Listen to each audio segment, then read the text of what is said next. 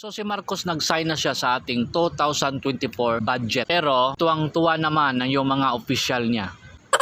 Pero yung mga Pilipino namamatay na sa sobrang mahal ng mga bilihin. Nasaan yung budget natin? Naibigay ba nila yung equality?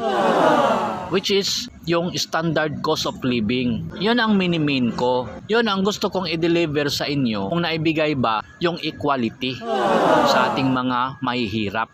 Na which is, kung nagmamahalan yung mga presyo at wala siyang nagawa na i-decrease ito dahil obligasyon ng isang government na i-decrease yung mga necessity needs or services sa ating bansa kasi napaka-expensive na, yan po ay unang-unang control ng ating government pero hindi niya nagawa.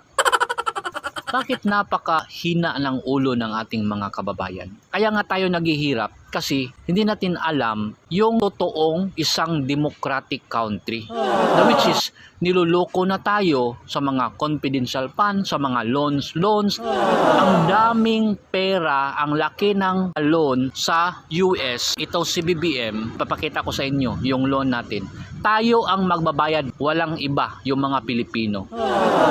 Pero bakit hindi natin kini-question kung saan napunta yung loan na yan? Sa laki ng pera na ni-loan ni BBM, saan nga napunta yan? Bakit kahit isang public servant na binoto natin para mag-question saan yan napunta at bakit napakamahal yung mga bilihin ngayon at hindi na makahinga ang ating mga kababayan, and that is his number one job. Number one yan na obligasyon ng government natin. At bakit hindi niya na-comply? Saan ba napunta yung pera? At meron tayong karapatan mag-question dito dahil we are a democratic country. They are employed by the people and tayo ang nagbabayad, nagpapalamon, nagsisildo itong mga public servant including the president. Hindi ba siya nahiya sa mga ginagawa niya? Pinapahirapan ng todo yung taong bayan. Ito lang ha, reaction lang natin to. Tuwang-tuwa naman yung mga minions, yung mga supporter, yung mga kulto. Kasi ipakulong, ipapatay, yung nagreklamo. Anong klaseng governance to kung ganun? Mas malala pa to sa communist country. Papatayin, ikukulong yung nagreklamo. Nasaan yung freedom natin? Huwag niyong kunin. Don't take it from us, yung freedom natin. Huwag niyong kunin yung freedom natin. Kasi yun lang ang paraan para baguhin ang Pilipinas sa mga korap na mga politiko. Grabe ang paghihirap ngayon. Walang shortage, walang pandemic. Pero grabe yung mahal. Hindi na nakakahinga. Yung mga mahihirap, kawawa naman. Ako, hindi ako for the politician. For the Filipino ako. Kaya wag po tayong maging minions, maging kulto, or maging obsessed sa isang politisyan na walang ginagawang mabuti sa bayan. Hindi nga natin nakikita yung transparency kung nasaan yung loan. Ang laki.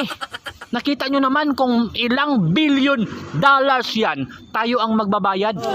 Hindi sila. Habang kumakain sila gamit yung gold na kutsara, yung mga Pilipino naman namamatay na sa sobrang mahal ng mga bilihin. Hindi ba kayo naawa? Wala ba kayong awa sa mga Pilipino? At ginawa ninyong santo yung mga politiko? Anong klaseng democratic country to kung ganun? Ha? Wala na tayong rights? Grabe.